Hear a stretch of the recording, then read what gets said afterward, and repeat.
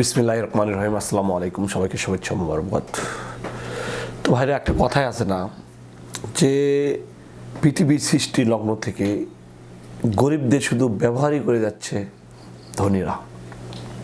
এই যে আমাদের টোকাই ব্লেড বস, বগুড়ার, উত্তরবঙ্গ, আমাদের বগুড়ারই ছেলে, এই ব্লেড বসকে নিয়ে কত কিছুই দেখা যাচ্ছে সোশ্যাল মিডিয়াতে। এইসব বিষয়ে কিছু কথা না বললেই নয়, যেহেতু আমি চেষ্টা করি, পিওর টিভি যেহেতু আমার চ্যানেলের নাম, পিওর খবর দেওয়ার। দেখেন, এই বিএস বসকে, এই সবুজ আহমেদ, হাসিউর রহমান, এদেরকে কে চিনত? যখন ব্লেড বসকে তারা সৃষ্টি করলো, ব্লেড বস দিয়ে পেজ গ্রো করলো, এই সবুজ ছেলেটা ব্লেড বসকে প্রথম সবার সামনে সোশ্যাল মিডিয়ায় এনেছিল। এবং তারপর আমরা ব্লেড বসের প্রতিনিয়ত ভিডিও দেখতে দেখতে দেখতে আমরা তাকে চিনলাম এবং তার পেজ আলহামদুলিল্লাহ গ্রো হলো। এমনকি তার ব্লেড বসের নামে একটা পেজও তৈরি করলো। সেই ব্লেড বসের নামে যে পেজটি, সেই পেজটাও দ্রুত গ্রো করলো। এখন গরিবের ছেলে টোকাই, সমাজে অবহেলা, সে বড় হয়েছে, সমাজ তাকে, তার বাবা নেই। যখন একটি ছেলে কোনো শাসন ছাড়া, পরিবারে কোনো শিক্ষা ছাড়া বড় হয়, সে অনেক নষ্টের পথে চলে যায়। ব্লেড বছর সেরকম হয়তো হয়েছে।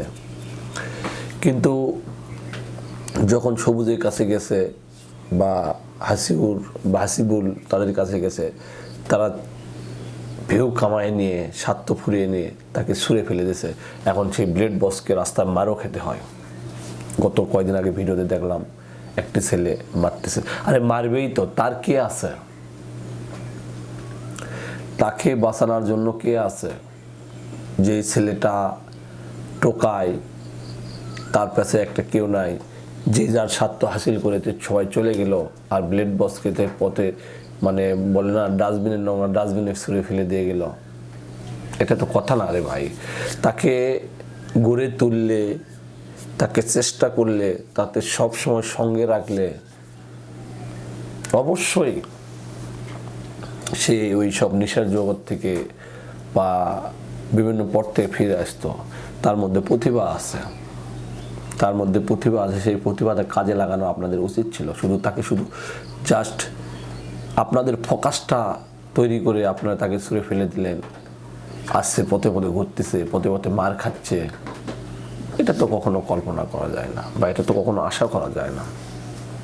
আপনাদের উচিত ছিল তাকে তৈরি করা এবং তাকে যেন সমাজে একজন ভালো মানুষ হিসেবে তৈরি করা। যেহেতু আপনারা ভালো মানুষ, আপনাদের স্পর্শ থাকলে, সবসময় আপনাদের সঙ্গে থাকলে, আপনারা একটা ফ্ল্যাট ভাড়া করে দিতেন।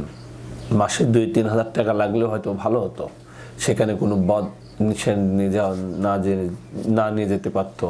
এসব কিছু আপনারা চেষ্টা করলে পারতেন, কিন্তু আপনারা চেষ্টা করেননি।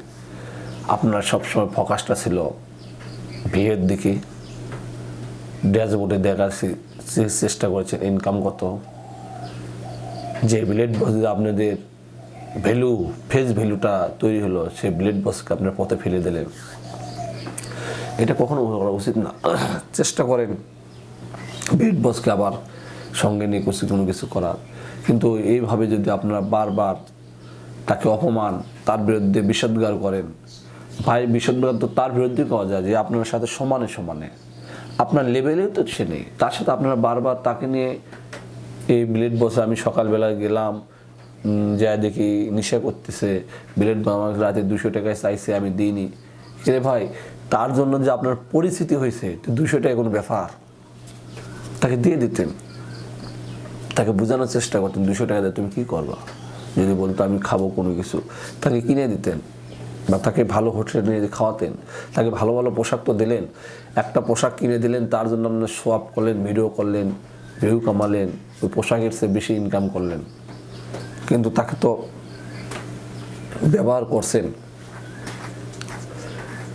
তো যাই হোক, গরিবরা সারা জীবন অবহেলিত থাকে। তাকে চেষ্টা করলে ভালো কিছু করা সম্ভব হতো। আমার খারাপ লাগছে এটাই যে রাস্তায় সে মার খাচ্ছে। এক সময় তার কাছে কত ভালো ভালো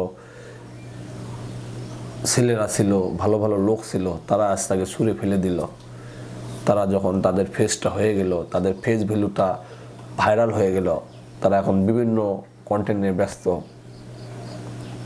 বিভিন্ন সুন্দরী মেয়েদেরকে নিয়ে ভিডিও করতেছে, বিভিন্ন গার্লফ্রেন্ড হয়েছে, কক্সবাজার যাচ্ছে বেড়াতে, কত কত কত কি ভালোই সব কিছু। কিন্তু এই গরিব ছেলেটার দিকেও নজর রাখা অবশ্যই উচিত ছিল। তো যাই হোক প্রিয় বন্ধুরা, আমার ভিডিও যদি ভালো লাগে অবশ্যই চেষ্টা করবেন আমার ভিডিওকে ফলো করবেন, সাবস্ক্রাইব করার জন্য। ভালো থাকবেন, সুস্থ থাকবেন। আসসালামু আলাইকুম।